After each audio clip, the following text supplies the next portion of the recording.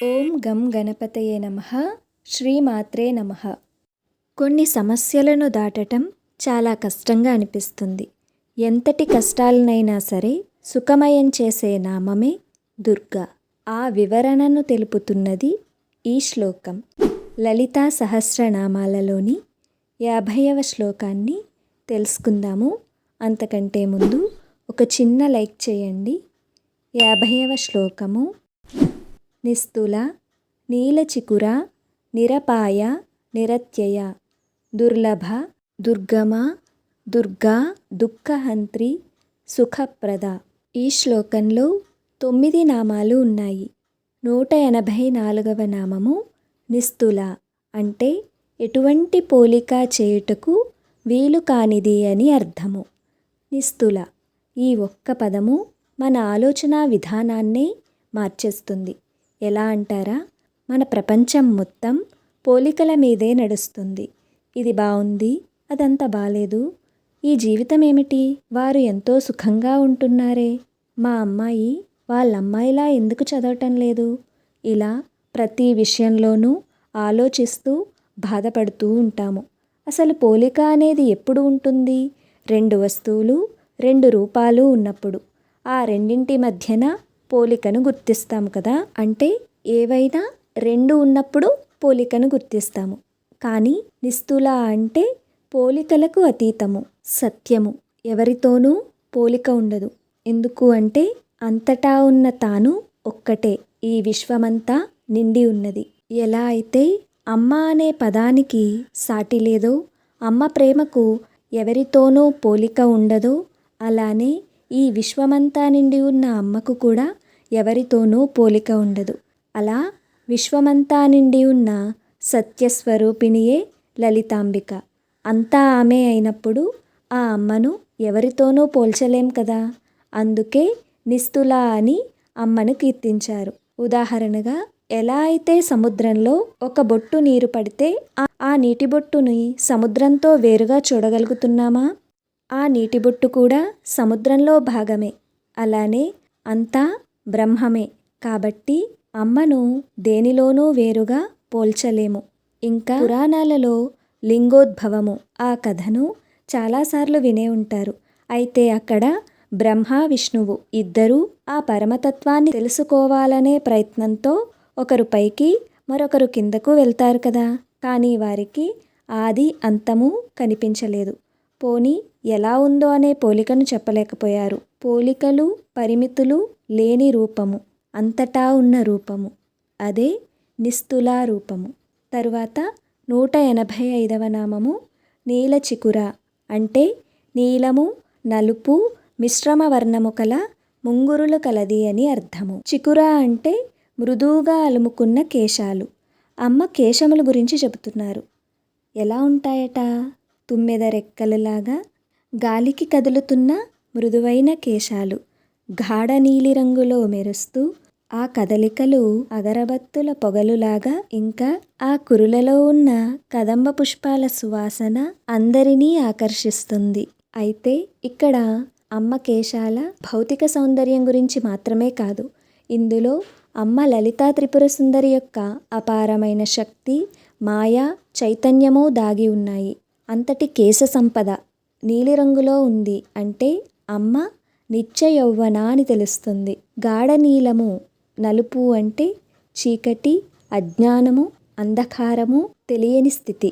అసలు ఈ ప్రపంచంలో నిజమైన సత్యాన్ని చూడలేకపోతున్నాము అంటే అదే మాయ. ఆ మాయా స్వరూపిణి కూడా అమ్మే. అలా అమ్మ కేశ సౌందర్యమే మనలోని అజ్ఞానము మాయను తొలగించగలదు, నిజమైన సత్యాన్ని తెలుసుకునేలా చేయగలదు. అందుకే అమ్మను నీలచికుర అని కీర్తించారు. తరువాత 186వ నామము నిరపాయ అంటే ఎటువంటి అపాయములు, ఏ ప్రమాదము లేనిది, సురక్షితమైనది, నాశము లేనిది అని అర్థము. మన జీవితంలో ఎంతో భయము, ఎంతో ఆందోళనతో ఉంటాము. మనకి ఒక్కొక్కసారి గుండె చాలా అలజడిగా అనిపిస్తుంది, ఏదో జరుగుతుందేమో అని. ఇంకా మనం అనుకుంటాము మనకి ప్రమాదాలు వస్తున్నాయి అని. కానీ ఆ తల్లి మనకు మన జీవితంలో మనకి తెలిసి జరిగే ప్రమాదాలనే కాదు, తెలియకుండా ఎన్నిసార్లు కాపాడిందో మనకేం తెలుసు. ఎన్నోసార్లు మనల్ని రక్షించే ఉంటుంది. త్రుటిలో తప్పిన ప్రమాదాలు ఎన్ని ఉన్నాయో మన జీవితంలో అంటే ఆ అన్నింటినీ తప్పించినది ఎవరు? ఆ లలితాంబికయే కదా. నిజానికి మన కర్మానుసారము కొన్ని బాధలు వస్తూ ఉంటాయి. అయితే ఆ అమ్మను నిరంతరం ప్రార్థించే వారికి అవి పూర్తిగా తొలగకపోయినా వాటి వలన పడే బాధ అయితే తగ్గుతుంది. ఇంకా ఆ తల్లి జ్ఞానాన్ని ఇస్తుంది. దానితో ఆ బాధ మనకు బాధగా భారంగా అనిపించదు. ఇంకా ప్రహ్లాదుణ్ణి చూడండి. అతని తండ్రే ఎన్నో కష్టాలను కలిగిస్తాడు కదా. మంటల్లోకి తోసేస్తాడు, పైనుంచి నెట్టేస్తాడు. కానీ ఏమీ కాలేదు. ఎందుకు? అతను భయాన్ని దాటిపోయాడు. అంటే ప్రహ్లాదునికి శ్రీహరి పట్ల ఉన్న విశ్వాసము అటువంటిది. ఏ స్వార్థము లేని వానికి కూడా ఆ తల్లి ఎటువంటి పరిస్థితుల్లోనైనా తోడై ఉంటుంది. ఇంకా అపాయము అని తెలిసినా శివుడు మృంగిన విషము అతనిని ఏమీ చేయలేదు. అంటే అమ్మ మాంగల్య బలమే ఏ అపాయం రాకుండా చేసింది కదా. తరువాత 187వ నామము నిరత్యయ. అంటే అతిక్రమించుటకు వీలు లేనిది అని అర్థము. అత్యయము అంటే అతిక్రమించుట. అమ్మ సర్వవ్యాపకురాలు. అంతటా ఉంటూ అందరికీ వారి వారి పనులను కేటాయిస్తుంది. ఒక దేశాన్నో రాష్ట్రాన్నో పాలించటానికి ఎంతోమంది ఉంటారు. అలాంటిది ఈ విశ్వాన్ని అంతటినీ అమ్మ ఆజ్ఞతో ఆదేశాలను అనుసరించి త్రిమూర్తులు, సూర్యుడు, అగ్ని, వాయువు, అష్టదిక్పాలకులు వీరందరూ అతిక్రమించకుండా అమ్మ ఆదేశం ప్రకారము ఈ విశ్వాన్ని నడిపిస్తున్నారు. ఇంకా నిరత్యయము అంటే వినాశనం లేనిది అని కూడా అర్థముంది. అలా ఎప్పటికీ మారని సత్యము, ఎప్పటికీ క్షీణించరానిది, శాశ్వతంగా ఉండేది అమ్మ. తరువాత 188వ నామము దుర్లభ. అంటే పొందశక్యము కానిది అని అర్థము. ఎందుకు అమ్మను సులభంగా తెలుసుకోలేము అంటున్నారు? నిజమే కదా. పూజ గదిలో విగ్రహ రూపంలో ఉంటుంది. పూజ చేస్తాము. మన కళ్ళతో మన ఎదురుగా ఉంది అని సులభంగా పొందగలమా? దానికి అమ్మ పట్ల మనకి ఎంతో శ్రద్ధ ఉండాలి. ఇంకా అమ్మ తత్వము అంటే అంతటా అమ్మే ఉంది అంటున్నామే. మరి సులభంగా అందరం అందరిలోనూ అమ్మనే చూస్తారా? కొండలలో, గుట్టలలో, సకల జీవకోటిలో అమ్మను అందరూ సులభంగా చూడగలుగుతున్నారా? అలా కనుక అందరూ చూస్తుంటే ఇన్ని విధ్వంసాలు జరగవు.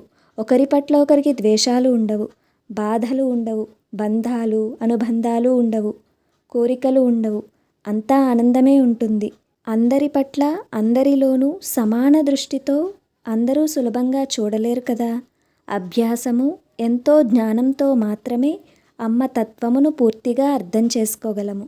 అంత సులభంగా దొరికితే దాని విలువ కూడా మనకి తెలియదు. ఎంతో దుర్లభము ఆత్మస్వరూపాన్ని పొందుట. ఆ ఆత్మస్వరూపమే అమ్మ. అందుకే అమ్మను దుర్లభ అని వసిన్యాది వాగ్దేవతలు కీర్తించారు. తరువాత 189వ నామము దుర్గమ. అంటే ప్రయత్నం వలన సాధ్యము కానిది లేదా శమింప శక్యం కానిది అని అర్థము. అమ్మను చేరుకోవటం కష్టం. అమ్మను చేరుకోవాలి అంటే ముందు ఆ మార్గంలో ఎన్నో అడ్డంకులు ఉంటాయి. అజ్ఞానము, బాధ, భయము అవన్నీ మాయ. ఆ మాయ దాటితే నిజమైన జ్ఞానము. అది అంత సులభమైనది కాదు. ఇంకా అమ్మను మనము బయట ఎక్కడో వెతుకుతాం, కానీ మన లోపలే ఉన్నదన్న సత్యాన్ని తెలుసుకోలేము. అమ్మను చేరుకునే మార్గము ఎందుకు అంత కష్టము? దానికి కారణం మన మనసే. మన మనసే మనకు అడ్డం. ఇంద్రియాలు, అలవాట్లు ఇవి మనల్ని అమ్మ వైపుకు వెళ్ళనీయవు. అలా కాకుండా అమ్మను నిరంతరం తెలుసుకుంటూ చిన్న చిన్న వాటికే తృప్తి పడిపోకుండా మన దృష్టి బయట ప్రపంచంపై కాకుండా మన అంతరంగము అంటే లోపల మనసు, ఆత్మవైపు మళ్లించటం ద్వారా అమ్మను తెలుసుకోవచ్చు. అందుకే ఋషులు, యోగులు, సిద్ధులు బాహ్య ప్రపంచంతో ఎటువంటి సంబంధం లేకుండా అమ్మను దర్శించగలుగుతున్నారు. అందరికీ ఆ ప్రయాణము సులభం కాదు కదా. ఆ ప్రయాణం ఎలా ఉంటుంది అంటే ఒక దట్టమైన కారడవిలో, కొండల్లో చేరలేని ప్రదేశం లాంటిది. అందుకే దుర్గమ అని కీర్తించారు. మరి మనం అంత ఘోరమైన తపస్సులు చేయలేకపోయినా నిరంతరం అమ్మ నామస్మరణతో ఉంటే మనకి కూడా అమ్మ దర్శనం కలుగుతుంది. తరువాత 190వ నామము దుర్గా అంటే దుర్గాదేవి. దుర్గము అంటే పెద్ద కోట. ఆ దుర్గాన్ని దాటించే శక్తి దుర్గాదేవి. సంసారము అంటే కామ క్రోధాది అజ్ఞాన అంధకారాలలో కొట్టుకుని పోయేదే సంసారము. అందులో మనము కొట్టుకుపోతున్నాము. అంటే ఇదే ఒక పెద్ద కోట. అందులో మనం చిక్కుకుపోయి ఉన్నాము. అలా మనలోని చెడు స్వభావాన్ని పోగొట్టి పాపం కలిగించే బుద్ధిని నాశనం చేస్తుంది. ఇంకా దుర్గా, ఆ నామమే ధైర్యం, బలం. దుర్గా అంటే మనకి అగమ్యగోచరంగా ఏ దిక్కు లేని స్థితిలో ఇక నా వల్ల కాదు అని అనుకున్నప్పుడు, ఇంకా నిండా అపాయాలే, దాటటం కష్టము అని అనుకున్న వానికి ఔషధము, దారి దుర్గానామమే. దుర్గా అని తలిచిన వానికి జీవితంలో వచ్చే కష్టాలను, అడ్డంకులను, భయాలను తొలగించి రక్షించే శక్తి దుర్గా. పీకలలోతు కష్టాలను సైతం పూలబాటలా మారుస్తుంది. అలా మార్చగలిగేది మనలోని శక్తి రూపము దుర్గా. ఇంకా దేవతలను హింసించిన దుర్గముడు అనే రాక్షసుణ్ణి సంహరించినందున అమ్మకు దుర్గా అనే నామం వచ్చింది. ఇంకా మహిషాసురమర్ధినిగా ఇంద్రకీలాద్రి పర్వతంపై నిలిచిన ఆ శక్తి స్వరూపమే దుర్గా. ఆ అమ్మ ఎల్లవేళలా తన భక్తులను కంటికి రెప్పలా కాపాడుతుంది. తరువాత 191వ నామము దుఃఖహంత్రి అంటే దుఃఖములను హరించునది. దుఃఖము అంటే బాధ, కష్టము, మనసు లేదా శరీరానికి కలిగే ఆవేదన. హంత్రి అంటే నాశనం చేసి తొలగించే శక్తి రూపము. ఆ రూపమే దుర్గా లలితాంబిక. ఇక్కడ దుఃఖాలు అనేవి కేవలం బయట సమస్యలే కాదు. అమ్మ మహిషాసురుణ్ణి, దుర్గముణ్ణి హరించింది అంటే అజ్ఞానము, అహంకార భావాలు ఉండేవాడిని హరించింది. అలా ఆ తల్లి మనలో ఉన్న అజ్ఞానాన్ని, భయాన్ని, మోహాన్ని తొలగిస్తుంది. అంతెందుకు, ఈ దుఃఖము అమ్మ కడుపులో నుండి బయటపడిన వెంటనే మొదలవుతుంది. అలా ఎన్నో దుఃఖాలను దాటుతూ వస్తాము. వాటిని దుఃఖాలుగా భావిస్తున్నాము. సమస్యలతో అలసిపోయిన మనసు అమ్మను మనసారా ధ్యానించినప్పుడు ఏవీ దుఃఖాలుగా కనిపించవు. అలా ధ్యానించిన మనకు శాంతి వస్తుంది, భయం తొలగిపోతుంది. అలా చేసేది ఆ అమ్మ కనుకనే దుఃఖహంత్రి అని కీర్తించారు. తరువాత 192వ నామము సుఖప్రద అంటే సుఖములను ఇచ్చునది అని అర్థము. అంతా మనసు నిర్ణయమే. మనకి అమ్మ జ్ఞానాన్ని ఇచ్చింది. అయితే ఆ అమ్మను మనం ప్రార్థిస్తే మనకు సుఖములను ఇస్తుంది. అయితే ఈ సుఖములు అంటే డబ్బు, సంబంధాలు, పేరు, గౌరవం, ఇల్లు, సౌకర్యాలు. ఇవి కోరితే ఇవే ఇస్తుంది. కానీ అవే శాశ్వత ఆనందమా? అవే శాశ్వత ఆనందము, సుఖము అనుకుంటే కాదు కదా. అవన్నీ తాత్కాలిక సుఖాలు మాత్రమే. అసలైన సుఖము, శాశ్వతమైన ఆనందము, ఆత్మానందము మారనిది, తగ్గనిది, సులభంగా దొరకనటువంటిది. అదే మనం ముందు నామాలలో తెలుసుకున్నాం కదా, దుర్లభ, దుర్గమ అని. ఆ అమ్మను తెలుసుకోవటం కదా.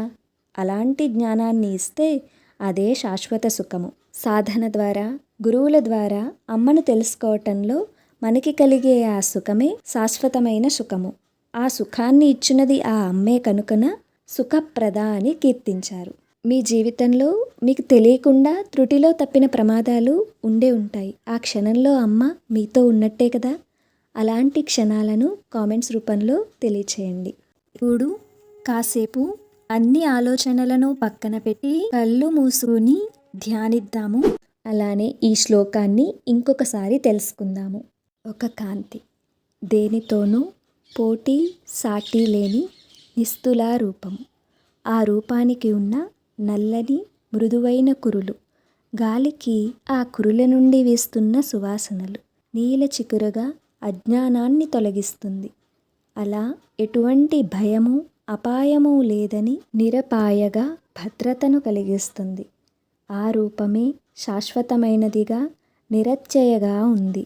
ఇంతటి దివ్యానుభూతి సులభంగా లభించదని గుర్తు చేస్తూ దుర్లభగా అమ్మను తెలుసుకోవటంలో మరింత లోతుగా తీసుకెళ్లే కఠిన మార్గాన్ని దుర్గమగా చూపిస్తూ అన్ని అడ్డంకులను దాటించి తన దగ్గరకు చేర్చుకునే దుర్గగా, మన జీవితంలో వచ్చే కష్టాలను అన్నింటినీ కరిగించి బాధలు, భయాలు, దుఃఖాలను పూర్తిగా నాశనం చేసే దుఃఖహంత్రిగా మన అంతరంగాన్ని శుద్ధి చేస్తూ చివరికి బయట ప్రపంచంతో సంబంధం లేని మనలో నుండి వచ్చే శాశ్వత ఆనందాన్ని అనుభవింపచేసే సుఖప్రదగా మన కళ్ళెదురుగా నిలిచిన ఆ రూపమే, ఆ కాంతియే లలితాంబిక. అద్భుతమైన శ్లోకాన్ని తెలుసుకున్నాం కదా. ఇంతవరకు అయినా లలితా సహస్రనామాలను అన్నింటినీ చూడటానికి వీడియో చివర ప్లేలిస్ట్ కనిపిస్తుంది, దాని ద్వారా చూడవచ్చు. తర్వాత శ్లోకాన్ని తెలుసుకోవాలి, అది మీకు చేరాలి అంటే ఇప్పుడే సబ్స్క్రైబ్ చేసుకుని పక్కనే ఉన్న నోటిఫికేషన్ని ఆన్ చేసుకోండి. శ్రీమాత్రే నమః.